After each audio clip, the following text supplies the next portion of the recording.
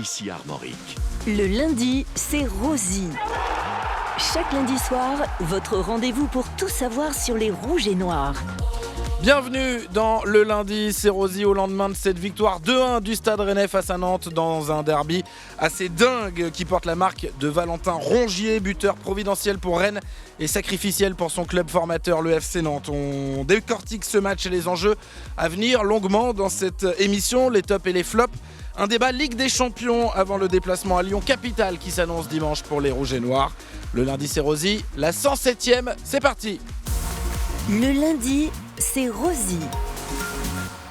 Salut tout le monde, bienvenue sur YouTube, bienvenue sur la plateforme France Télévisions, bienvenue sur la plateforme Radio France si vous nous écoutez en podcast ou sur toutes les autres plateformes d'ailleurs de podcasts qui existent pour cette nouvelle heure consacrée au Stade Rennais. Et joyeux anniversaire à vous tous, chers amoureux du Stade Rennais, puisque l'on fête aujourd'hui, 27 avril, les 7 ans de cette victoire en Coupe de France, le 27 avril 2019 du côté du Stade de France face au PSG, la dernière victoire en date pour un trophée du Stade Rennais. Pour m'accompagner aujourd'hui, côté ancien joueur et joueuse, aujourd'hui, un ancien joueur, mon acolyte habituel aux commentaires sur Ici Armorique. Gaël Danic, comment ça va Gaël ? Ça va, impeccable, merci. Petite victoire ce week-end, vous n'étiez pas avec moi sur Ici Armorique parce que vous jouiez avec Saint-Grégoire. Exactement. Et on a bien fait de faire appel à vous, visiblement, hein ? Non ? On va dire ça comme ça. Ouais, vous n'avez pas fait un bon match. Quand vous faites cette tête-là, vous avez gagné, mais c'est pas grave. Si, ça s'est très bien passé. C'était pas sur synthétique, c'est pour ça. Si, Ah ouais, puis les anciens synthétiques, ça m'a bien rappelé ma jeunesse, on va dire. Ouais. Mais non, ça s'est bien passé et pris du plaisir, les 3 points. Voilà, c'est le plus L'important, important. c'est les 3 points. Hein. Vous L'important, avez c'est pas les 3 changé. Vous êtes toujours joueur de foot. Toujours dans la- compétiteur.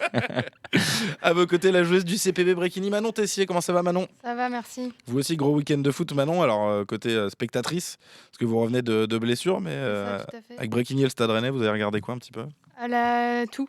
Tout. La R1 du Stade Rennais contre Bréquigny qui a battu Bréquigny du coup 4-1. Et ensuite la D3 de Bréquigny qui a battu Lorient aussi dans un derby. Eh oui, derby breton. Match important pour le maintien qui est en bonne voie. Donc Très bien. c'était un bon week-end avec l'enchaînement du Stade Rennais derrière. Donc on aura peut-être des derbys Bréquigny-Stade Rennais la saison prochaine, Ouais. si les filles du Stade Rennais passent leur barrage face à Amiens, je crois. Fort probable. Fort probable, Ouais, très probable. J'y crois. Ouais. J'y crois. Eh ben, on regardera ça avec grand intérêt la saison prochaine, effectivement, si ça se passe bien, à la fois pour Bréquigny, pour le maintien et pour les filles du Stade Rennais. Pour la montée du côté de nos supporters, on a deux personnes très importantes, on va dire, de la galaxie web pour les supporters du Stade Rennais. Bah si, quand même, messieurs, Pour les de internets. sites de référence sur les internets, absolument, avec Fabrice Pinel, la machina de Rouge Mémoire. Salut Fabrice. Bonjour. Et à vos côtés, Thomas Rassouli de Stade Rennais Online. Comment ça va, Thomas ? Ça va bien. Thomas, vous avez bien m'aider pour le débat gambardé là. Vous aussi d'ailleurs, Fabrice, parce que on va parler un petit peu des jeunes aussi, de la formation. Il y a eu des résultats un petit peu décevants ce week-end. Voilà, pour la formation, on en parlera dans cette émission. Mais avant ça, on se fait tout de suite le résumé du derby remporté par les Rennais. Hier, c'était la 31e journée de Ligue 1 au Roazhon Park entre Rennes et Nantes, avec les commentaires en direct ici Armorique, et on débriefe juste après. Penalty pour le Stade Rennais, c'est le meilleur buteur de Ligue 1, Esteban Le Pol, qui va pouvoir peut-être ouvrir la marque face à Anthony Lopez pour marquer très tôt dans ce match. Ça fait 6 minutes que l'on joue. Lopez, oui, Esteban Le Pol qui ouvre son pied et qui ouvre déjà la marque dans ce derby, magnifiquement lancé par les Rouges et Noirs. La meilleure chose possible, marquer tôt. Les Rennais l'ont fait dans cette rencontre pour enflammer leur stade qui était déjà bouillant. Il l'est encore un peu plus après ce 18e but de la saison en Ligue 1 pour Esteban Le Pol qui a ouvert son pied. Lopez était parti du bon côté, trop court pour empêcher le attaquant rennais de marquer. Esteban Le Pol, 1-0 pour le Stade Rennais après 7 minutes de jeu ici au Roazhon Park. Attention, la tête de Ganago, Abdelhamid El Boudlal, c'est raté. Ganago, le retour d'El Boudlal, la frappe de Ganago, l'égalisation nantaise, énorme but d'Ignatius Ganago là sur cette erreur coupable d'Abdelhamid El Boudlal. Le duel aérien gagné par Ganago, le ballon passe par-dessus El Boudlal et la reprise en une qui lobe Brice Samba, un peu trop avancé sur ce ballon. Égalisation nantaise, un partout entre Rennes et Nantes ici au Roazhon Park. Szymanski au corner. Ce sera rentrant pour le Polonais de la droite vers la gauche quand on regarde la cage d'Anthony Lopez. Sébastien Szymanski qui met ce ballon vers le premier poteau, la tête de Le Pol, celle d'Aïd Boudlal, ça revient en retrait, Rongier qui frappe, et le but célèbre pas. Valentin Rongier face à son ancien club. Il ne célèbre pas le capitaine rennais qui vient envoyer. Quelle drôle d'image quand même. Son club formateur en Ligue 2 peut-être. Ça c'est assez dingue. Nous on va se satisfaire côté rennais de Valentin Rongier qui envoie peut-être Rennes en Europe. Mais ça c'est assez incroyable quand même pour les Nantais. Valentin Rongier qui a frappé un peu de manière un peu désespérée, bizarre, pied gauche comme ça. Au premier poteau, Lopez était masqué. Lopez est trompé. Ça termine au fond. Rennes se dirige vers l'Europe, potentiellement en tout cas fait un grand pas vers un retour dans les compétitions continentales grâce à ce but de Valentin Rongier, même si c'est loin d'être terminé au Roazhon Park. But de Valentin Rongier, 2-1 pour Rennes dans le derby face à Nantes. Le lundi, c'est Rosie. Le débrief. Un derby de dingue au Roazhon Park hier, comme souvent ces dernières années, j'ai envie de dire. Fabrice Pinel, je pense, ne me contredira pas. Beaucoup de matchs où l'issue se dessine dans le temps additionnel ou presque. L'an dernier, c'était Kader Meïté, 86e, puis on se rappelle de Bourigeaud, Trafinard, en 2020. Pour une fois, qui n'est pas trait de marqué rouge mémoire, trait de marqué Clément Gavard-Corp, qui nous l'a envoyé tout à l'heure à Thomas et moi. Sur les 10 dernières années au Roazhon Park, 9 buts marqués par Rennes après la 85e minute dans les derbys face à Nantes, et dont il y a 5 de ces buts en tout cas il y a 5 victoires qui ont été obtenues grâce à ces buts à la fin, parce qu'on a aussi certains qui ont été marqués dans des matchs derbys déjà faits, mais c'est des vrais derbys. Et pareil à la Beaujoire, à l'Arabie à l'aller, Moses Simon, on s'en souvient aussi la saison dernière.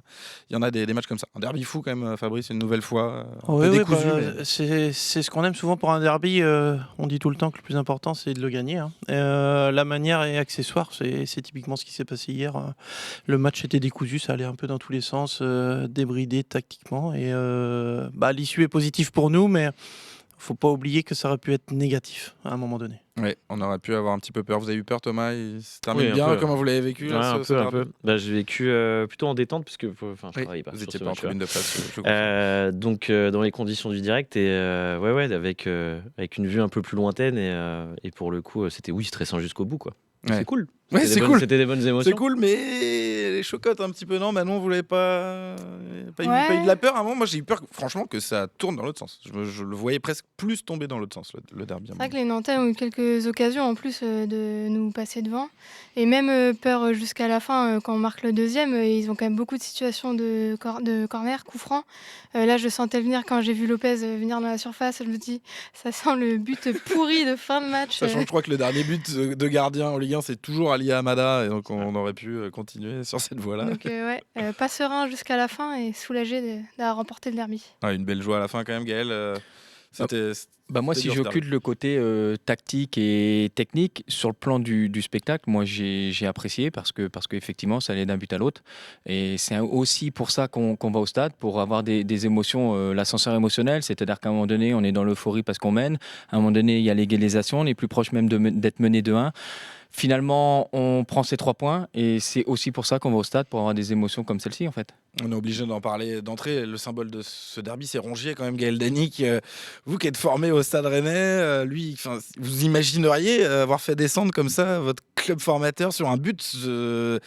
C'est un truc de fou quand même, non? Ouais, alors c'est tout ce qu'on souhaite pas forcément. J'imagine qu'avant le match, je pense que Valentin il espérait forcément prendre les 3 points, mais que ça soit pas lui qui mette entre guillemets le coup de hache. Mais voilà, il est professionnel, il le démontre depuis qu'il a signé au Stade Rennais. Et effectivement, il n'a pas forcément vu le FC Nantes en face de lui, il a simplement vu 3 points à les prendre, et il a fait ce qu'il fallait faire. C'était le derby de Valentin Rongier, c'est ce que nous dit Brel Mbolo, l'attaquant du Stade Rennais. On l'écoute tout de suite. Brel Mbolo en réaction d'après-match. Il parle notamment du moment où il y avait match nul. Est-ce que ce score aurait été mérité? Écoutez l'attaquant suisse du Stade Rennais. Je trouve que le 1-1 n'était pas mérité, même si, comme je dis, il y avait des petits signaux qui nous montraient qu'il pouvait être dangereux. Après, à la mi-temps, on s'est dit la vérité. On savait qu'il fallait beaucoup plus. Tu ne peux pas arrêter après 1-0. Et après, tout ce qui s'est passé à la deuxième mi-temps, c'était le derby. On a continué. Plus le match était ouvert, plus ils essayaient de nous gratter des espaces. Et après, comme je dis, le derby a pris ses propres histoires. Aujourd'hui, c'est l'histoire de Val. Je ne suis pas content pour lui, après tout ce qu'il a vécu dès son arrivée ici. Et aujourd'hui, de conclure, on va dire, Ça comme ça, c'est magnifique. Et comme je dis, aujourd'hui, c'est vraiment le derby de Valentin-Rongier. C'est le derby de Valentin-Rongier, Manon, vous pensez comme Brélem Bolo, c'était son derby, c'était écrit que ça se passe comme ça. Ouais, malheureusement pour Nantes, mais tant mieux pour nous. Mais c'est sûr que le symbole est quand même assez fort. Et je pense qu'il est passé un peu par toutes les émotions. Et après coup, ça n'a pas dû être facile pour lui. C'est ce que je me dis, quoi. Comment on peut vivre ça? Alors on écoutera Francaise nous dire un petit peu ce qu'il en a pensé, mais j'ai envie de vous entendre là un peu sur Valentin-Rongier. Thomas aussi, quelle histoire. On rappelle quand même comment il a été accueilli aussi par... le RCK, quoi, quelque part, qui appelait le RCK, on va le voir, on va voir le tifo si vous le voulez bien, on va vous le montrer, qu'appelait à porter le dernier coup à Neptune, et c'est Valentin-Rongier qui le porte. Ça devient compliqué pour les récalcitrants de ne pas l'adopter, quoi, Valentin-Rongier, globalement. Puis au-delà de ça, c'est un but, en participant à cette rencontre de toute façon et en voulant la victoire, avec déontologie professionnelle comme il peut le faire, de toute façon, même si c'est pas lui qui marque, il participe à envoyer Nantes en Ligue 2, même si je pense que Nantes s'est occupé un peu lui-même seul, de se saboter cette saison. Mais non, sa saison, elle est admirable. Enfin, globalement, ça vient parachever un peu. On en parlait aujourd'hui avec d'autres confrères. J'ai pas le souvenir d'une seule prestation ratée de Valentin-Rongier cette saison. Alors même que... on en viendra dans les tops et les flops. C'est peut-être celle-là, ça plus raté pour moi. Mais encore, je veux dire, il y a du chemin, quoi. C'est globalement hyper correct, même dans les périodes où l'équipe a pas été très bonne. C'est quand même quelqu'un qui s'est maintenu à un certain niveau, je trouve, de régularité cette saison dans une équipe qui a été extrêmement irrégulière. Il fait une très grande saison, Valentin-Rongier. On voyait, d'ailleurs, je remercie Clément Gavard qui m'a fourni cette photo pour que vous puissiez la voir, chers spectateurs du Lundi c'est Rosy. Valentin-Rongier, ça y est, il est forcément définitivement adopté après avoir fait ça. On l'avait adopté rapidement avec son niveau de jeu. Mais je pense au RCK notamment, vous voyez ce que je veux dire? Je parlerai pas pour le RCK, mais on peut se dire quand même là, les mecs, il leur a fait un truc, il fait descendre Nantes, ils l'ont demandé. Après, c'est quand même à Rennes, on a souvent tendance à pester contre des événements du passé qui n'arrivent qu'à nous. Là, si on se met dans la peau du Nantais, un but qui t'envoie quasiment en Ligue 2, marqué par ton ancien capitaine que tu chérissais il y a encore 8 mois, ça va être un sacré souvenir pour eux aussi. Ça vous fait de la peine d'ailleurs pour les Nantais. Moi, je le dis parce qu'on l'entend peut-être, je ne sais pas si on s'en rend compte dans mon commentaire du but de Valentin-Rongier. Et c'est pas mon genre, je pense que vous le savez, je suis un peu sur la retenue parce que justement, je suis honnêtement un peu peiné pour eux parce que je me dis, mais je me mets à leur place. Quelle horreur! Vous vous rendez compte, Gaël, de vivre un truc pareil? Ouais, mais même pour nous, j'ai envie de dire, on a la chance aujourd'hui de ne plus faire le même championnat. C'est-à-dire qu'on n'est pas en concurrence avec Nantes pour les places européennes. Et on l'aime bien, notre derby, mais c'est comme moi, j'ai connu Lyon-Saint-Etienne. Les plus déçus et les plus tristes quand Saint-Etienne est descendu, il faut dire ce qu'il y a, ce sont les Lyonnais. Est-ce que ça vous enlève un peu de sel à votre saison? Ça vous enlève 2 matchs un peu qui sortent de l'ordinaire. La tension qu'il peut y avoir, ce sont des matchs particuliers. Moi, si Nantes descend, honnêtement, je suis déçu. Vraiment. Ouais, vous seriez déçu. Mais je sais qu'on a déjà pas mal fait le débat dans l'émission. Thomas, pareil, vous seriez un peu déçu. Bien sûr. Là, ça a l'air quand même d'y ressembler. Mais... bien sûr. Gaël prend l'exemple de Lyon-Saint-Etienne. Moi qui suis même pas supporter des deux ou quoi que ce soit, je suis déçu que Saint-Etienne soit encore en Ligue 2 parce que cette rivalité historique peut pas avoir lieu actuellement. Et ce sera pareil avec Rennes-Nantes. Dans l'absolu, moi je préfère que Nantes continue et qu'il y ait des derbies toutes les saisons plutôt que de jouer une équipe qui est beaucoup plus loin, qui a moins de rivalité avec Rennes. C'est super pour le folklore du championnat, pour les histoires qu'on peut construire à l'intérieur. J'avais posé pas mal la question à des supporters autour du stade avant le match de Gambardella samedi. Alors il y avait à la fois la petite vanne que tout le monde sortait, c'était 6 points gratos, mais en même temps, en vrai, au fond, c'est un peu dommage de les voir s'en aller. Non, Manon, déçu de voir Nantes descendre, ou en tout cas sur la forme au moins, parce que moi c'est aussi ça la question. C'est la forme, quoi. C'est encore une fois. Oui, c'est sûr que c'est cruel pour eux. Et puis c'est sûr que ça enlève des émotions parce qu'à chaque fois les derbys sont très animés.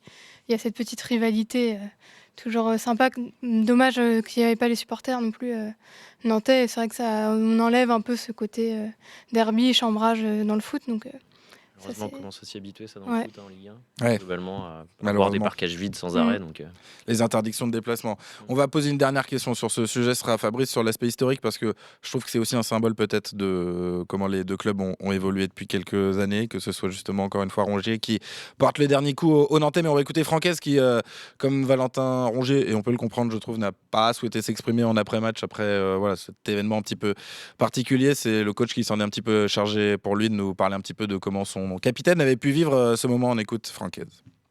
Vous avez vu sa réaction. Donc voilà, généralement, il est très, très heureux pour son groupe, pour son club.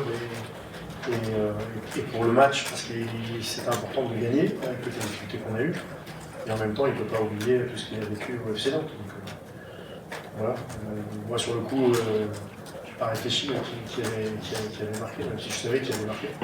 Mais oui, c'est forcément des sentiments un peu particuliers, mais que le foot offre, je ne sais pas si c'est le bon terme, offrir, mais nous apporte régulièrement. Voilà, des moments que le foot nous offre. Pour terminer sur l'aspect symbolique, Rongier, FC Nantes qui descend. Voilà, c'est le symbole sans doute de à quel point les courbes se sont inversées, Fabrice, on va dire, depuis ces 20 dernières années au moins. 21e siècle, Nantes gagne le premier titre en 2001. Et depuis, ça s'inverse inexorablement avec un gros marqueur en 2006 quand on va gagner à la Beaujoire 42 ans après. Et depuis, ça s'inverse parce qu'on n'imaginerait pas un joueur formé à Rennes devenir capitaine de Nantes et faire descendre Rennes en Ligue 1. Enfin, je veux dire, en Ligue 2, surtout pardon. Un joueur estampillé très FC Nantes quand même dans le cadre qui chambrait, qui jouait le jeu du chambrage à l'époque. Ce serait arrivé dans le cas d'Ablin dans le sens inverse, c'est pas la même émotion que Rongier qui marque contre eux. Quoi. Il a été aussi capitaine de Nantes un petit peu avant de venir au Stade Rennais. On va reparler juste du match maintenant, du jeu, si vous le voulez bien. Pourquoi il y a toujours aussi peu de maîtrise à la maison, Gaël, vous qui commentez quand même régulièrement les matchs avec moi, on a des super résultats à l'extérieur, ça manque de maîtrise à la maison. Comment on peut expliquer ça ? Parce qu'on a eu alors déjà il y a eu un changement de coach, donc je pense que déjà humainement les choses sont complètement différentes. Comme on dit, un joueur de foot ou un sportif de manière générale, quand il n'est pas en confiance ou quand il n'est pas dans une zone entre guillemets dite de confort mentalement, c'est compliqué de s'épanouir. Mais souvent on a des clubs qui viennent entre guillemets avec des blocs qui sont très très bas et je pense qu'on n'a pas un là style c'était pas vraiment le cas quand même, je trouve, sur ce match-là. Je suis d'accord sur les autres derbys, matchs. c'est différent. Ouais. Les derbys c'est différent. Les derbys c'est des matchs qui sont à part. C'est pour ça, mais je parle de manière générale. Après, le derby, peut-être l'appréhension. Il y a aussi Nantes qui a été très bon, il faut dire ce qui est. Ouais, on le disait tout à l'heure, je pense que c'est leur meilleur match. On le voit sur les stats, 24 tirs à 14, 8 tirs cadrés à 5 pour les Nantais. Quelque part, ils ont dominé presque ce derby. Ouais, mais donc du coup, je le dis, un derby, pour en avoir joué dans différentes régions, c'est vraiment des matchs à part et des fois, on a beau mettre des choses en place, ça se passe pas comme prévu. Et je me répète, il y a un adversaire qui est là aussi pour contrecarrer vos envies, votre tactique. Et puis, on peut reconnaître que Nantes, à ce niveau-là, sur ce match-là, a été bon, nous a contrecarré. Et voilà, il faut leur rendre aussi hommage, même si on a pris 3 points. Ils sont pas encore morts complètement. Encore une fois, on le dit semaine après semaine. On verra ce qu'il en est. Ils ont toujours 5 points de retard sur Auxerre. Vous sentez, vous aussi, Manon, vous qui allez au stade régulièrement voir le Stade Rennais, qu'à la maison, cette maîtrise manque un petit peu? Ouais, puis du mal à tuer le match. Je trouve l'entame des Rennais est quand même plutôt bonne. Premier quart d'heure, et ils n'arrivent pas à concrétiser. Souvent, alors je sais pas, c'est une petite période de relâchement où presque on se fait peur, un peu tout seul. Et c'est dommage parce que justement, on a envie de continuer à qu'ils poussent, mais bon, peut-être ils peuvent pas non plus garder l'intensité tout le match, et ça c'est normal. Mais c'est vrai que pour l'instant, ça marche plus à l'extérieur, et c'est plutôt l'inverse. Avant, c'était plutôt dur. Historiquement, c'est autre chose. Je pense que Fabrice Akiès, on est d'accord. Mais on est quand même bien classé. Tant qu'on prend les 3 points, voilà, on va dire la manière, ça passe après, surtout sur un match comme ça. Ouais, surtout sur un derby, comme disait Gaël. C'est vrai que ce sont des matchs un petit peu à part. Mais Thomas, vous l'avez ressenti aussi quand même que, c'est vrai qu'elle le dit, Manon, cette bonne entame, et derrière, un petit peu inexplicablement, on coupe un peu la lumière. À l'image de toute cette saison, c'est irrégulier au possible. C'est les séries comme les matchs en eux-mêmes, quand il n'y a pas eu, les résultats sont là et globalement les schémas sont plus simples. Donc ça fait plaisir à tout le monde, je pense, que ce soit plus simple et plus lisible et qu'on retrouve un petit peu plus de clarté dans le jeu. Mais pour autant, c'est pas une équipe qui est en grande maîtrise. Le Stade Rennais, de la même manière que ces derniers matchs, ni Monaco, ni Marseille, ni Lyon, globalement, sont en totale maîtrise sur leur match.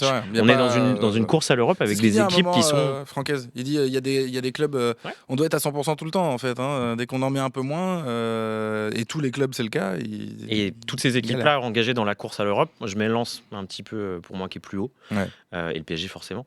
Mais toutes les équipes qui sont derrière engagées dans la course à l'Europe, à mes yeux, elles sont pas extrêmement régulières, quoi. On le voit, on a vu Monaco à un moment qu'on annonçait c'est bon, ils sont en pleine bourre, ils vont tout gagner jusqu'à la fin. Je vous l'accorde, mais dans les stats, dans les chiffres, on est sur des hauteurs quand même rarement vues sur les points. Donc ça veut dire quand même qu'elle gagne plus de matchs que d'habitude dans cette course à l'Europe. Mais sur le contenu, c'est effectivement. Mais c'est vrai, c'est un bon paradoxe. C'est-à-dire qu'on va terminer avec une saison avec des chiffres dingues. En termes de points, on se disait qu'à 55 points, l'Europe et là, ça quasiment validée. On est à 56 et il y a encore un scénario où le Stade Rennais n'est pas européen. Donc, non, c'est bien. Mais c'est chouette pour le spectacle. Ouais, pour le suspense. En tout cas, on va avoir une belle fin de saison là-dessus. Sur, encore une fois, cette équipe qui parfois est un petit peu la lumière, Fabrice. On a encore eu les sifflets. Hein. C'est un peu ma marotte. Mais... Justement, j'allais y venir. Les sifflets, au moment où ça se passe, parce que comme la dernière fois, on peut penser que c'est justifié d'une certaine manière ou selon comment on vit les matchs. Mais je pense que hier, le public a fait gagner le match par contre. Parce que dans le temps additionnel, ça a poussé comme ça n'avait pas poussé sur d'autres matchs. Et là, vraiment, je pense que le 12e homme a été vraiment présent sur le temps additionnel, autant pour aller chercher le but à marquer, autant que pour défendre derrière. On n'avait pas vu des ambiances comme ça de fin de match depuis assez longtemps. Je suis d'accord, mais est-ce que paradoxalement, ils amènent pas aussi le but nantais? Parce que ces sifflets, est-ce qu'à un moment, ils mettent pas l'équipe sur la retenue aussi? Est-ce qu'ils lui amènent pas un peu de peur? Je dis pas que c'est les sifflets on a vu Samba à un moment de Ganago, mais on a vu Samba à un moment précipiter un dégagement parce que ça dégagement et il rate son dégagement. Et c'est dommage. Donc bon, encore une fois, mais là, Francaise cette fois a absous les supporters rennais. Il a dit des fois, alors autant contre Toulouse, j'avais eu du mal à les entendre. Autant parfois, il faut aussi savoir les entendre, ces sifflets, même quand on mène 1-0. Gaël, vous, je crois qu'il vous dérange plutôt les sifflets quand l'équipe mène, mais voilà, c'est parce que l'équipe, elle s'arrête un peu de jouer. Des fois, on peut les entendre aussi. En fait, c'est ça, c'est qu'on a l'impression que quand on mène 1-0, on est plus dans l'optique de gérer. Alors, c'est très succinct ce que je dis, mais on a, dans l'état d'esprit, je dis bien, on a l'impression qu'on est plus là à gérer que d'essayer d'aller mettre ce 2-0.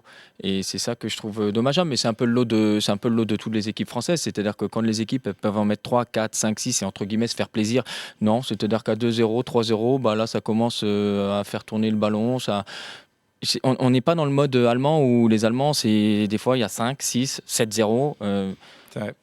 Moi, j'arrive pas à comprendre qu'on s'arrête là-dessus en fait. Eh ben, écoutez, on va justement écouter Francaise sur le sujet parce qu'on lui a demandé qu'est-ce qui s'est passé. Est-ce que c'était une demande de se mettre à gérer à la 10e minute? Est-ce que voilà, c'était dans le plan de jeu? Écoutez ce que dit l'entraîneur rennais. C'était pas vraiment l'idée derrière le plan qui avait été préparé dans cette rencontre. Si on commence à gérer au bout de 10 minutes, 1-0, non. Honnêtement, je ne sais pas pourquoi.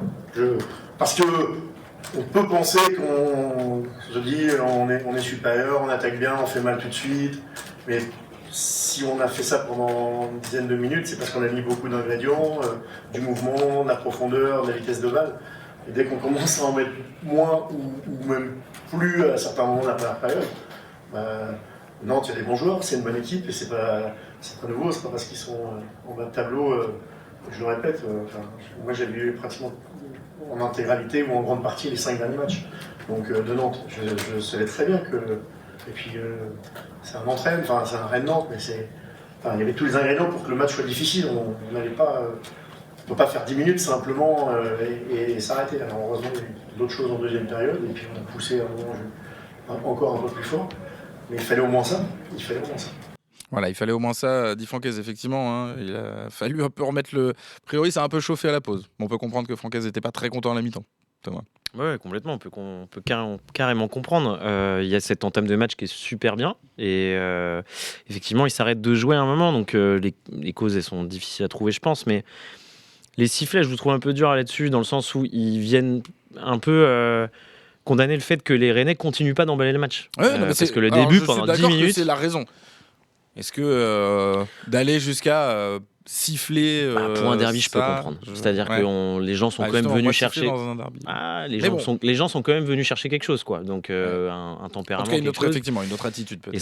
Et ça commençait globalement bien, et puis voilà, ça s'arrête à un petit moment. Bon, ça s'est bien terminé, comme disait Fabrice, et le public effectivement a su pousser au moment opportun où il le fallait pour aller faire en sorte que les joueurs aillent chercher ce succès en fin de match avec ce but de Valentin Rongier. Est-ce que l'Europe c'est fait pour vous maintenant ou pas? Gaël Danic, je le rappelle un petit peu, on peut voir le classement, on va regarder un petit peu le classement. On le rappelle, Rennes est toujours 5e, hein, ça a gagné aussi devant Lyon et Lille, mais match nul pour Marseille qui du coup est à 4 points désormais à la 6e place, match nul pour Monaco également, 5 points d'avance sur la 7e place. On rappelle qu'en l'état, seul le top 6 est européen, mais qu'il y a une chance sur 2 que la 7e le devienne, voire un peu plus si Lens gagne la Coupe de France avec Lens qui est en finale. Donc voilà, je vous pose la question, il reste 3 journées à jouer. Est-ce que on peut dire que Rennes est européen ou il en manque un petit peu, Gaël? Il y a ce côté mathématique, comme on dit souvent, mais mathématiquement non, après, mais la question. Non, mais c'est pour ça que moi je considère que oui, s'ils continuent à rester sérieux et à faire ce qu'ils font. Il n'y a pas de raison, du moins. Sauf accident industriel. Ouais, exactement. Manon, c'est l'Europe, ça y est, ça sent bon ou c'est en bonne voie. Après, il y a une fin de championnat à gérer et je pense que les 2 déplacements vont être hyper importants pour ça. Et il ne faut pas oublier que le match à domicile contre le PFC, c'est loin d'être gagné non plus. Donc, le PFC qui est pas mal en ce moment, ils ont perdu contre Lille, mais voilà, ils ont eu un péno qu'ils ont raté, ils ont pris un rouge qui est quand même un petit peu scandaleux. Donc c'est loin, enfin c'est en bonne voie, mais on va dire que c'est pas fait, on reste prudent. Le Stade Rennais, on sait toujours qu'on peut se louper sur la fin. Il faut rester humble. Fabrice Pinel va être d'accord, mais Fabrice Pinel, honnêtement, il y a 50% de chances que Lens gagne la coupe. Donc déjà, la 7e place pour nous, elle est au moins assurée. Donc il y a au moins 50% de chances d'aller en Coupe d'Europe. En plus, il y a les 5 points d'avance sur Monaco qui rajoutent un gros pourcentage. Sachant que Monaco joue Lille à un moment donné. Ouais, on peut imaginer que 3 points supplémentaires, c'est sûr et certain. Mais peut-être que Monaco nous... Donc il en manque un peu. Il vous faut une victoire sur les 3. Il leur faut une sur les 3. Mais peut-être que Monaco, avec ses résultats, fera en sorte qu'ils n'atteigneront même pas le total qu'on a aujourd'hui. Mais ça, on ne peut pas le savoir. On ne le sait pas encore, évidemment. Thomas, la patate chaude. La patate chaude. Non, j'ai du mal à croire qu'ils ne le seront pas. Globalement, quelle Europe, ça on verra par la suite, mais l'essentiel étant d'être européen déjà de base. Nous on peut le dire, je dis juste, attention à la décompression évidemment, Francaise et son staff ont un travail à faire dans le vestiaire, on imagine qu'il ne faudra pas dire ça, mais voilà, nous, pour vous... Exactement, il faut jouer tous les matchs jusqu'à la fin, c'est 3 finales François qui attendent ces joueurs-là, et la Ligue 1 c'est dur. Mais globalement, non, j'ai du mal à croire qu'ils ne le seront pas. Faut prendre. Plutôt positif. Allez, peut-être. Non, mais franchement, même en prenant 1 point, je pense, sur les 3 matchs qui arrivent, peut-être quand même de grandes chances de jouer l'Europe. Je voulais qu'on parle d'un joueur aussi dans le débrief avant d'aller dans les tops et les flops, parce qu'on l'a cité ni dans les tops ni dans les flops. Normal, il est rentré en jeu. C'est Sébastien Szymanski. J'ai envie qu'on parle de ce joueur. Maintenant, je veux opiner du chef. Ouais, j'ai hésité à mettre sa rentrée dans mon top d'ailleurs, parce que je trouve qu'il a vraiment apporté du dynamisme, de la projection vers l'avant, et ses qualités de pied sur coup de pied arrêté quand même fait mal à chaque fois. Donc c'est un joueur qui vraiment, quand il rentre, il est impactant et il est Est-ce qu'il doit intégrer le 11 sur la fin de saison? C'est la question que j'avais envie de vous poser. Est-ce qu'il y a une place pour lui dans ce 11? Ouais, je pense. Puis j'étais un peu déçue aussi de Ludovic Blas hier, donc je pense qu'il mérite tout à fait sa place. Et mine de rien, quand Rongier n'était pas le week-end dernier, il n'a pas failli, même si je pense qu'il a besoin d'être... Il a fait un bon match à Strasbourg. Il a quand même besoin... Je trouve que c'est un joueur qui a besoin de beaucoup de liberté, et quand il y a peut-être trop de tâches défensives à faire, en tout cas niveau tactique, j'aime bien ce joueur un peu électron libre. Il amène vraiment une touche technique au Stade Rennais qui est hyper intéressante, je trouve. Ouais, c'est vrai, un beau joueur. Il doit intégrer le 11 pour vous, Fabrice, à l'avenir. Oui, il devrait, mais qui sortir, quoi. C'est ça le problème, parce que Ludovic Blas a été moins bien sur ce match-là, mais les 3 matchs d'avant, il était complètement au niveau attendu. Ce qui expliquait que Szymanski justement soit pas rentré dans le 11. Là, sur ce match-là, est-ce que c'est Blas? Est-ce que c'est plutôt Mbolo? Et dans ce cas-là, changer de système? Il y a plusieurs choix, mais pour moi, il doit débuter le prochain match après cette entrée-là. Thomas, je vais vous poser la question aussi, mais on va écouter ce que dit Francaise de Szymanski, parce que justement, on lui a posé la question, est-ce que il vit bien d'être sur le banc quand même, surtout après le match contre Strasbourg? Écoutez l'entraîneur rennais. Vous avez vu sa rentrée? Vous avez la réponse. Non, mais après, c'est pas plus factuel que ça, quoi. Il rentre, Sébastien, le joueur est topissime, mais il faut dire que l'homme est au même niveau. Et c'est la fin de ma carrière, je regarderai, j'ai quand même du bol entre de certains joueurs, et lui, des gens de moi, ça fait partie de ceux, parce que on parle en anglais un peu, et il capte vite quand même. Mais voilà, ça inspire l'intelligence, ça inspire le goût du collectif, ça inspire le don de soi et puis la finesse aussi, donc ça fait déjà pas mal de choses. C'est fort ce qu'il dit quand même Thomas, non, sur Sébastien Szymanski, Francaise. Ouais. En 2 mois déjà, en gros je le place déjà dans les joueurs quand j'aurai terminé ma carrière où je me dirais j'ai eu de la chance, quoi. Ouais, c'est des mots forts. Après, si je me fie un peu à ce qu'il dit, a priori il peut le laisser remplaçant et le faire rentrer, et le gars aura la même mentalité. Est-ce que ce sera le cas de Ludovic Blas? C'était pas sûr, donc d'un point de vue management, autant laisser Ludovic Blas titulaire et faire rentrer Szymanski pour apporter quelque chose en plus. Pour répondre à votre question de base, oui, il mérite sa place, Szymański. Oui, de la même manière que Anthony. Il rentre dans le 11 à la place de qui? De la même manière, Manon dit à la place de Blas, par exemple. Mais de la même manière qu'Anthony Roux mérite sa place en charnière centrale. C'est ça qui est bien dans cette fin de saison, c'est qu'on a une équipe avec globalement des remplaçants qui peuvent faire le boulot. Moi, j'ai tendance à penser que Szymański est un meilleur remplaçant que Ludovic Blas. Ouais, c'est pas faux. C'est une bonne réflexion, Gaël. Une belle patte gauche comme Sébastien Szymański, vous aimez forcément. C'est fort ce qu'il dit Francaise quand même. Sur un joueur qu'il a depuis très peu de temps. Ouais, Est-ce que c'est pas aussi une manière d'ailleurs justement de gérer le joueur en disant le plus grand bien et en le laissant sur le banc en disant c'est possible, mais on s'aperçoit que déjà quand on voit la conférence là, c'est que humainement on sent que Hayes il est capable d'en tirer de tirer le meilleur de ses joueurs, et qui plus est des remplaçants. C'est toujours ça qui est compliqué. Comme on dit souvent, ce qui peut vous porter préjudice dans un groupe, c'est ceux qui ne jouent pas. Et il s'avère qu'avec Franck S, ceux qui rentrent, ils font la différence. Donc on peut envisager et facilement se dire que humainement, au-delà du carré vert, je pense qu'il doit y avoir des discussions dans le bureau qui portent leurs fruits. Je vous l'ai déjà dit, je vous le répète tout le temps à l'antenne, j'ai un gimmick.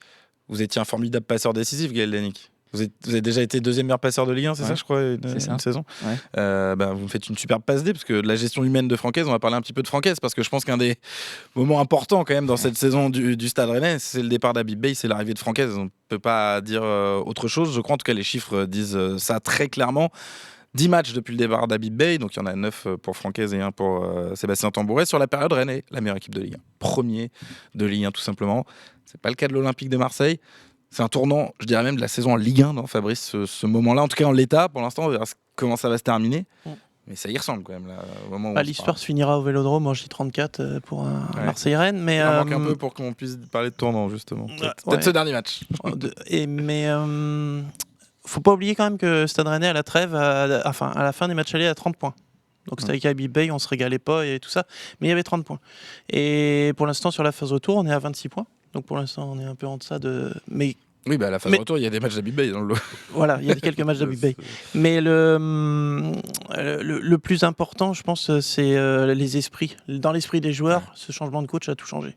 Et aussi, pour mon côté à moi, mais plein de supporters aussi, le retour de la défense à 4. Voilà. Ça a changé beaucoup de choses. Celle-là vous a fait du bien. Thomas, ce changement de coach, il change beaucoup de choses. Je sais que vous êtes un adorateur d'Habib Beye, que vous le défendez corps et âme sur les débats enflammés qui vous animent avec nos amis communs. Mais je défends On est trop dur avec je défends l'honnêteté que doit avoir le débat. Dans le sens où... Non, mais si vous voulez qu'on parle de points, avant que le derby commence, Francaise, il prend 19 points en 8 matchs. C'est la même chose, 19 points en 8 matchs que prend le Stade Rennais d'Habib Beye entre le réveil à Toulouse et le match contre Lille. La même chose. Donc, ça veut dire que cette équipe est capable de faire les deux et qu'elle réagit... C'est une équipe de déclic en fait. Elle réagit à des déclics. Pour être honnête, je ne sais toujours pas aujourd'hui quel était le déclic de Toulouse. Oui. Pourquoi est-ce que d'un coup ils sont mis à suivre Habib Beye parce qu'ils l'ont forcément suivi durant une série comme ça. À un moment où ça a marché. Mais il est évident qu'aujourd'hui, le Stade Rennais capitalise sur un apparent rejet du précédent entraîneur et quelque chose de super nouveau et de super frais avec Francaise. Mais on ne peut pas, comme le disait Fabrice tout de suite, tout capitaliser cette fin de saison sur le départ d'Habib Beye non plus, je pense. On va écouter ceux qui connaissent bien les vestiaires, qui connaissent bien les coachs, Manon et Gaël. Ça peut à ce point-là avoir un impact, le changement de coach. Là, en l'occurrence, le passage d'Habib Beye à Francaise. On voit en plus qu'Habib Beye, ça se passe pas bien à Marseille. Vous parliez de l'humain, on sent que Francaise, il a un côté quand même plus humain, que le rapport aux joueurs a l'air plus naturel. Ouais, après, moi, l'humain, c'est vrai que ça reste, de toute façon, comme toute entreprise, le management, c'est le nerf de la guerre. Après, l'idée d'un entraîneur, c'est de faire en sorte que le joueur soit dans les meilleures conditions possibles. Et c'est qu'à un moment donné, moi, je sais pas, le discours que peut avoir, ou que pouvait avoir Habib Beye ou que peut avoir Franck Hayes, on peut considérer que le discours est différent parce qu'effectivement, il y a la quête de points, comme tu le disais, sauf que je prends plus de plaisir quand même avec Hayes qu'avec Beye. Donc, en plus d'avoir les points, on a un peu plus, je dirais, de matière. Donc, il y a forcément eu un impact. Après, effectivement, il y a des données qu'on n'a pas, il y a des tenants et des aboutissants qu'on n'a pas. C'est vrai qu'on ne peut pas faire non plus de conclusions trop hâtives. Mais... en tout cas, sur les chiffres, je veux dire, et je peux vous donner les chiffres donc voilà, je vous ai donné depuis le départ de Beye, Rennes est la meilleure équipe de Ligue 1, 22 points en 9 matchs, c'est les meilleurs débuts de l'histoire d'un coach pour le Stade Rennais. Et même mieux, c'est les meilleurs, le meilleur total dans l'histoire de la Ligue 1 pour un coach qui a pris en cours de saison une équipe. Jamais un coach Après qui a pris en 9 cours de saison de l'équipe après 9 matchs avait pris autant de points que Francaise en ce moment. Il y a quelque chose. Ouais, non, mais Il y a pas grand-chose à après, ajouter, comme je dis, effectivement, une fois qu'il y a c'est 600 compliqué, ouais, c'est très complexe quand même. Manon, sur les changements de coach comme ça, vous pensez qu'il y a eu quelque chose ou est-ce que justement la lecture, on n'en fait pas un peu trop peut-être sur ce. Ouais, je trouve ça toujours difficile d'incriminer que l'entraîneur déjà. Ouais, c'est vrai que c'est facile. C'est les joueurs qui jouent aussi. Oui, de dire, voilà, même si j'étais pas non plus très fan du jeu produit avec Habib Beye, voilà, il a quand même un résultat qui n'était pas si catastrophique que ça. Après, sans doute que le message passait plus forcément bien avec tout le monde. Je pense que ça tout le monde est d'accord sur ça.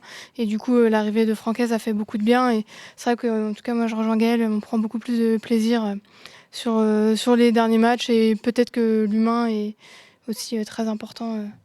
Enfin, de toute façon, il est très important pour le groupe rennais. Et je trouve qu'on ressent une équipe qu'on ne sentait pas forcément. Plus heureuse. Emilien Waffler disait ça la semaine dernière. Il disait on voit des mecs, on voit qu'ils sont heureux de jouer ensemble et qu'ils ont l'air plus épanouis. Ça se voit un petit peu sur leur visage. Comme ça peut tenir à une personne, quoi, finalement. Parce que c'est le foot, bah, globalement. Quand c'est le coach il catalyse quand même plein de choses dans bien un sûr, groupe, dans un vestiaire. le foot, ça reste quand même des formules. C'est-à-dire que c'est un alignement qu'on attend chercher au Stade Rennais et que je pense tous les clubs cherchent globalement. Et a priori, ça ne tenait qu'à Habib Beye, quoi. Cet alignement qui ne marchait pas. De la même manière que c'est fou comme tout peut basculer avec un seul homme. Si on prend même Francaise sort à la base quand il arrive au Stade Rennais, sort d'une très mauvaise série à Nice. C'est incroyable qu'il arrive à produire ce qu'il produit au Stade Rennais.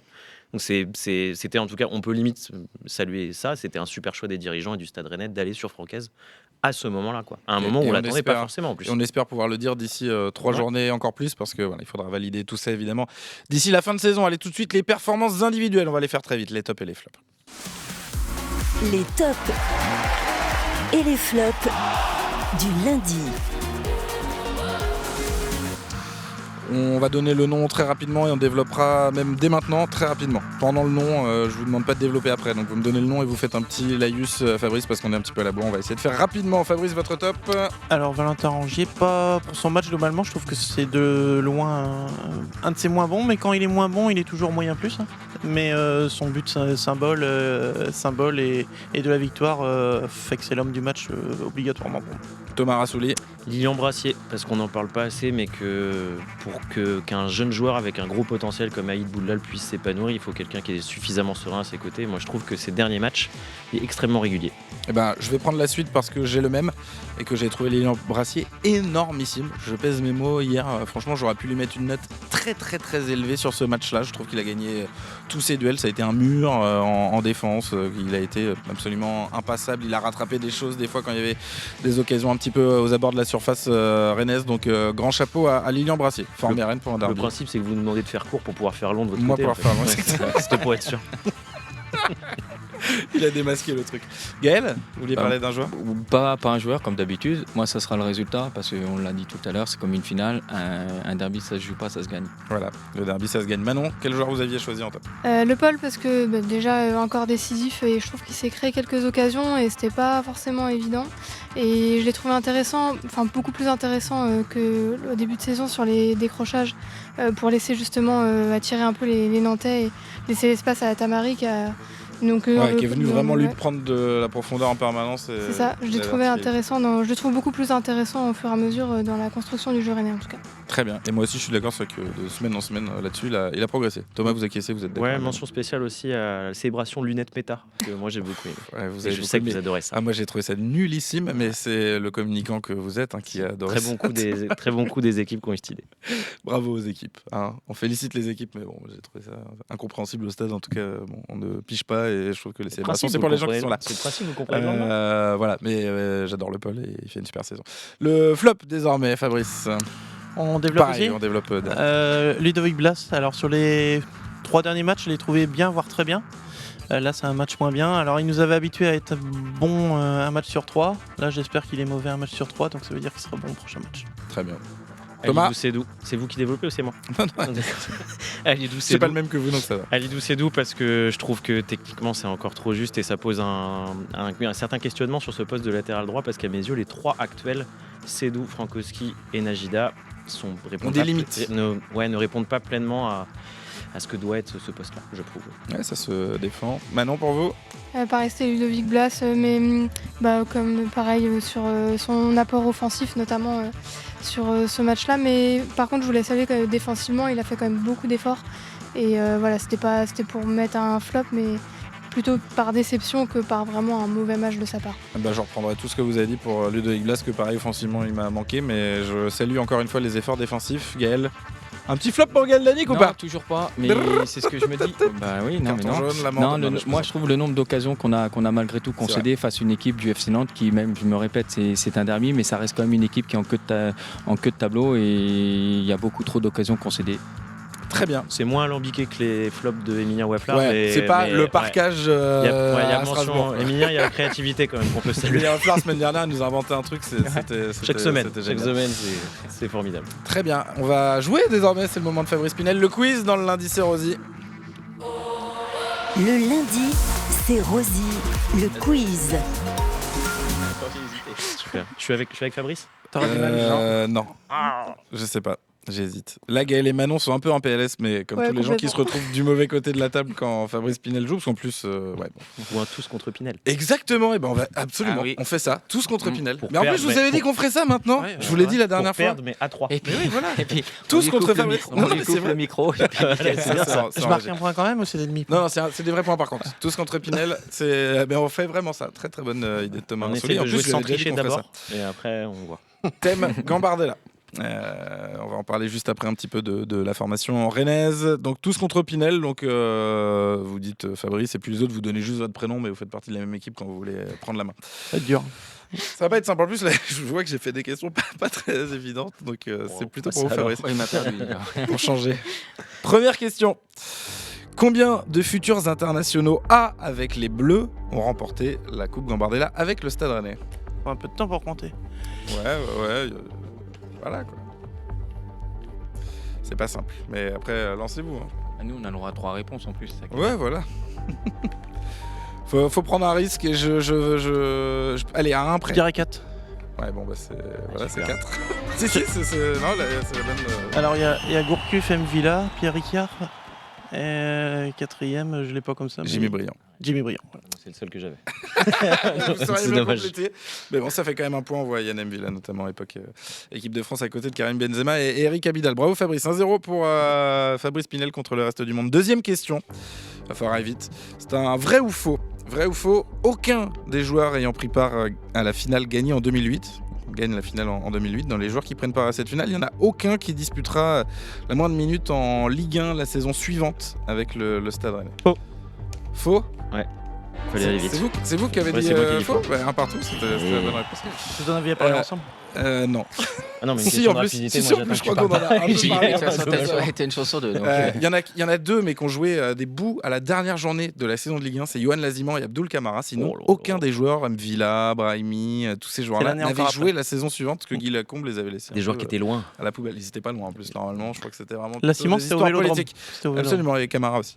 Les deux, ils entrent à Marseille au Vélodrome. Un partout. Bravo, Gaël Danic. Ouais, de rien. Troisième question. Un seul joueur ayant gagné la Gambardella avec Rennes a eu l'occasion de retrouver le Stade de France avec l'équipe première. De qui s'agit-il pour disputer un trophée avec le Stade Rennais, avec les pros? Il y en a un seul de tous ceux qui ont gagné la Gambardella dans l'histoire du Stade Rennais. Je dirais Kevin Théophile. Non. C'était Vincent Pajot. C'était Vincent Pajot, 2-1 pour les autres. 2-1 pour les autres. Non, il a pas la Catherine, il en est pas. En tout cas, il est pas sur les feuilles des matchs. J'ai pris ceux qui sont vraiment allés au Stade de France et qui ont joué. Et il a fait les deux 2013-2014. Ça fait un point pour les autres, absolument. 2-1 pour le reste du monde. Quatrième question. Derrière l'intouchable Pierre Quillard, je suis le vainqueur de Gambardella à avoir joué le plus de matchs avec l'équipe première du Stade Rennais. J'ai 212 matchs, vous pouvez prendre en cours si vous l'avez, je vous ai déjà donné le tempo. Derrière Pierre Quillard, quel vainqueur de la Gambardella a joué le plus de matchs en Anti-Pinel? Ouais, c'est le nom de l'équipe. Ok, d'accord. On vient de créer ensemble. Mbia? Non, c'est pas Yann Mbila. Je vous laisse encore une chance à l'Anti-Pinel. Hein. On en a deux encore des chances. Oui. À mon actif en rouge et noir. Depuis le début des années 80, je suis le joueur formé au club à avoir été le plus décisif avec le Stade Rennais. Avec 43 buts et 28 passes décisives au compteur. Je fais partie des rares joueurs à avoir été à bleu Jimmy Briand pendant mes années rennaises. Jimmy Briand de partout. La dernière question va être décisive, messieurs dames. La 5e question va être décisive. Votre ancien coéquipier, Jimmy Briand, à Lyon. Oui. Absolument. Parce que je vous ai vu avec votre gang de Lyonnais la dernière fois aux 125 ans du Stade Rennais. Ouais. Il y en avait. Oui, c'est clair. Il y en avait. Anthony Réveillère. Ils sont allés à l'anniversaire de l'Olympique Lyonnais. Clément Grenier. Oui, c'est vrai qu'il y en avait. Tim Castro. Il y en avait pas mal. Allez, dernière question. Elle est décisive. Parmi les jeunes Rennais ayant pris part à la finale gagnée l'an dernier, parmi ceux qui ont pris part à la finale l'an dernier, à l'exception de Kader Meïté, quel est le seul joueur à avoir eu du temps de jeu en pro depuis Fabrice. Lucas Rosier. Lucas Rosier, bravo. Il est intouchable, il est injouable. Fabrice Pinel, 3-2. C'était un derby un peu. Ouais, c'était un peu un derby, 3-2. Bourigeaud, Rafinha, un petit peu les deux dernières questions, alors que vous étiez mené 2-1 dans le temps additionnel. Allez, on va débattre tout de suite dans le lundi, c'est Rosie. On débat dans le lundi, c'est Rosie. Vous récupérez le bâton de Pinel. Voilà. C'est bien. C'est bien. Thomas, vous avez l'air déçu. Bah oui. La loi Pinel, Bien. ça s'est pas joué à grand chose. Lucas D'habitude, Rosier, il a fait évidemment, il a joué 2 fois 1 minute, je crois, cette saison, donc pareil. Oui, Ça tarde un petit peu à petites se montrer entrées. derrière Kader Meïté chez les pros. Justement, on va en parler, une petite page centre de formation avec les 2 matchs perdus ce samedi. Alors, il y a la demi-finale de Gambardella perdue. Avant ça, il y a quand même déjà un très beau parcours. C'est pas rien d'aller en demi-finale de Gambardella, mais voilà, ils sont passés un petit peu à côté de leur demi-finale au Rosen Park. Les jeunes joueurs de William Stanger battus par Montpellier. Puis dans la foulée, la N3 qui a perdu face à Brest à la Piverdière. Il reste 2 journées, ils n'ont qu'un point d'avance, les joueurs de Sébastien Tambouret sur la zone rouge. Donc voilà, je sais que dans le staff de la N3, ils auraient bien aimé que la priorité soit donnée à la N3 ce week-end. Donc ça n'a pas été le cas. On a privilégié la Gambardella sur les matchs de samedi. Déjà, ceux qui ont vu le match de la Gambardella, je me tourne vers Thomas et Fabrice. Vous en avez pensé quoi? Est-ce qu'il y a des joueurs comme ça où vous dites bon, ça peut. Une grosse les voir déception peut-être à terme. collectivement. Je pense qu'eux-mêmes ils sont déçus. Par contre, il y a 2 joueurs qui m'ont beaucoup plu, c'est les 2 défenseurs centraux, Ruben Lomé, Firmin Tétio. Il y a une petite erreur à un moment donné, mais Tétio, il est un peu coupable sur le deuxième but. Il est un peu coupable, mais il a fait étalage de qualité. Il y a des actions de classe. Voilà, il y a des actions à la fois de son classe. but, et il y en a une autre aussi, à un moment, il remonte tout le terrain. Et Ruben Lomé, typiquement un patron de défense impressionnant de maturité, je trouve. Un Malouin, Ouais. Ça va faire plaisir à Thomas Rassouli, forcément, qui vient de la cité corsaire. Un Thomas, impressionnant. Ouais. Pléonasme. On est.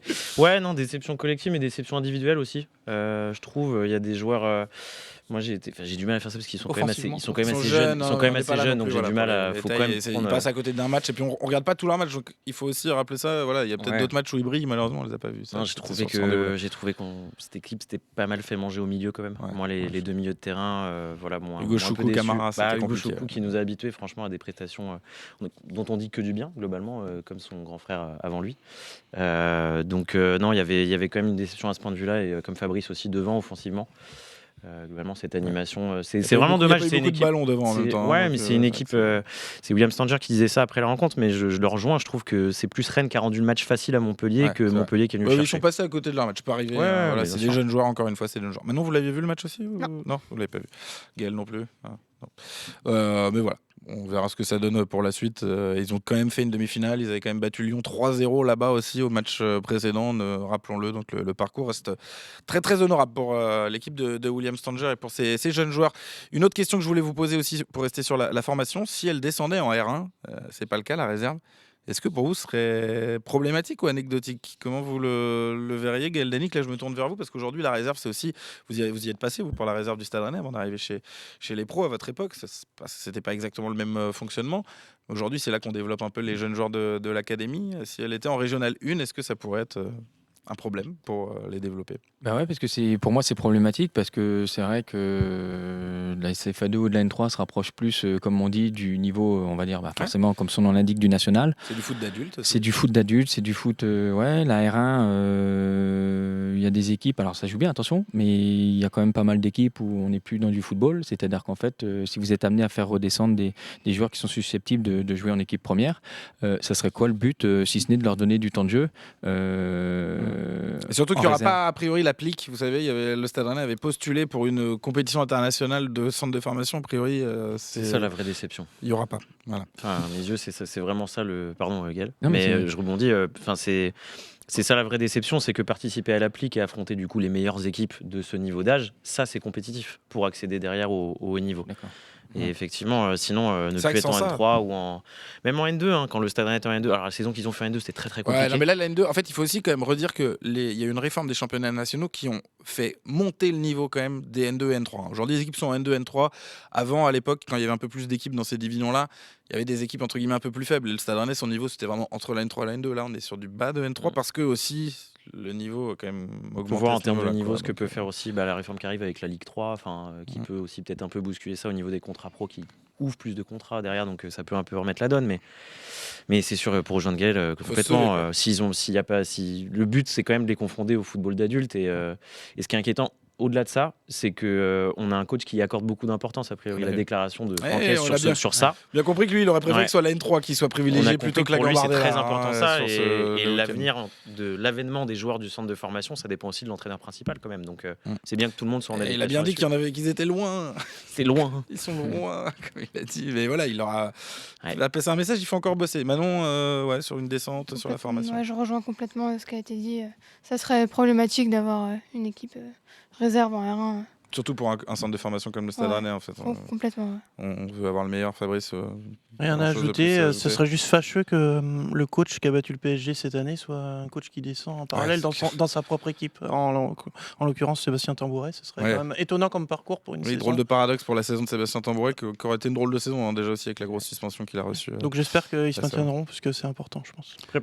Après, très rapidement, il peut y avoir aussi une autre stratégie qui est un peu plus conséquente, c'est de faire beaucoup plus de prêts que les saisons précédentes. On a beaucoup plus de jeunes joueurs qui ont des contrats pro désormais. Et là, on a prêté pas mal de pros de Massara et tout. Une fois qu'on s'en sera débarrassé, on aura de la place pour prêter aussi des joueurs. Quasiment une dizaine de prêts, donc c'est déjà conséquent. Quoi. Pour les jeunes, c'est bien. Juste dire aussi qu'il y aura encore un match de jeunes au Roazhon Park. Ce sera le 3 mai, la billetterie est ouverte. Ce sera la demi-finale du Challenge Espoir face à l'OM. Mais le prochain déplacement des pros, c'est à Lyon. On en parle tout de suite dans le Lundi C'est Rose. Les enjeux du prochain match dans le Lundi C'est Rosy. Et oui, est-ce que c'est une finale pour la Ligue des Champions? C'est la question que je vais vous poser parce que Lyon est 4e actuellement avec 57 points, Rennes 3e avec 56. On rappelle que la 4e place, elle envoie sur 2 tours de barrage quand même pour après accéder à la phase de poule de la Ligue des Champions. Alors est-ce que c'est quand même une forme de finale d'ici la fin de saison pour la Ligue des Champions? Gaël Danix, votre avis sur ce match face à votre ancien club? Une finale, non, parce que je me rappelle, je ne sais plus qui a dit ça, je crois que c'est Franquès qui avait dit une finale, ça veut dire que derrière il n'y a plus rien, mais je la trouve géniale cette expression, il a raison. Donc non, effectivement, de ce point de vue-là, c'est pas une finale, par contre c'est un match qui est ultra important. Si on le perd, il n'y a plus de Ligue des Champions, on peut le voir comme ça, peut-être différent. C'est pour ça que je parle un peu de finale d'ailleurs. Non ? Ce sera pas terminé, il reste 2 matchs, mais ça voudrait dire au moins 4 points de Lyon. Ouais, ça sera pas terminé, mais non, effectivement, c'est un match qui est ultra important. Après, on y met le nom qu'on veut, le terme qu'on y veut. Le terme final. C'est un match qui est très très important. Ouais. Capital pour les Rennais. Finale ou pas, Manon? Non, pareil, mais match important et je pense qu'il va permettre de voir où va se situer le Stade Rennais quand même en fin de saison. Lyon est quand même sur une bonne dynamique ces derniers temps. C'est un peu mieux là, mais ça a été quand même longtemps compliqué. Mais c'est vrai que ça va mieux là sur ces les dernières derniers semaines. matchs et j'espère un match ouvert comme les Rennais aiment et qu'on puisse en profiter et leur passer devant. Oui, parce qu'à l'extérieur, ça va bien pour les Rennais. Depuis l'arrivée de Franquès, 4 matchs, 4 victoires, 14 buts pour, 3 buts contre. Finale ou pas finale? Thomas Rassoli, un peu. Moi, je trouve que c'est un peu une finale. En tout cas, c'est une finale pour la 3e. Parce que si vous ne prenez pas là les 3 points, je pense que la 3e, même si je pense que le Stade ne fera pas 3e en fin de saison, c'est complètement fichu. Et pour la 4e, ce sera sacrément mal embarqué parce que derrière vous, c'est mathématique. Lyon on fait l'écart avec vous et ils prennent beaucoup trop de points par rapport aux 2 derniers matchs qui vous restent derrière. Fabrice Pinel, ça sera vous le mot de la fin. Est-ce que c'est une finale ou pas pour les Rennais? Vis-à-vis de Lyon, oui. Comme on avait joué Lille, j'avais dit dans cette même émission que le résultat de contre Lille définirait laquelle des 2 équipes serait devant l'autre. Pour moi, c'est la même chose là. L'équipe qui s'en sortira le mieux. Maintenant, on est quand même sur un match dont on rêve tous en tant que supporter. Jouer à 20h45 le dimanche avec un enjeu comme celui-là, on peut pas rêver mieux. Donc, on a dit être déjà. Là, on est lundi, on a envie d'être dimanche à 20h45. Je pense tous les uns les autres. Et j'ajouterais pour terminer que souvent les équipes qui ont été chasseurs dans ces affiches-là, c'est le cas du Stade Rennais, s'en sont mieux sortis que les chassés. Espérons que voilà. Bonne stat. Espérons que ce soit confirmé, mais c'est un peu l'histoire de cette saison Ligue 1. Hein. Je parle pas que du Rennes-Lille qui a eu lieu, mais ça a été un petit peu le cas à chaque fois. Merci Fabrice Pinel de Rouge Mémoire, merci Thomas Rassouli de Stade Rennais Online, merci à mon acolyte Gaël Danic et merci Manon Tessier du CPB Bréquigny. Bonne semaine à tous, n'oubliez pas de vous abonner à notre chaîne YouTube 100% Stade Rennais ici à Armorique et à lundi prochain pour débriefer ce Lyon-Rennes qui nous fait saliver. Le lundi, c'est Rosie.